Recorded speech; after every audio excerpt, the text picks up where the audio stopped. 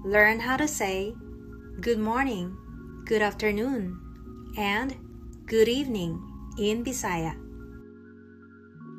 Maayong buntag, maayong buntag, maayong buntag sab, maayong buntag, kumusta?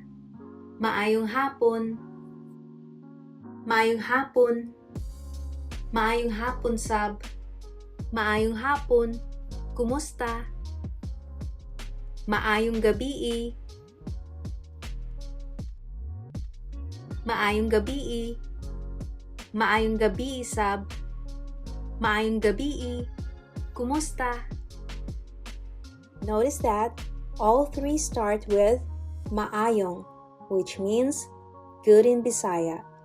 So once you know maayong, you are already halfway there. Try it. Who are you going to say this today? Your nanay, tatay, lola, or lolo? Say this so you never forget.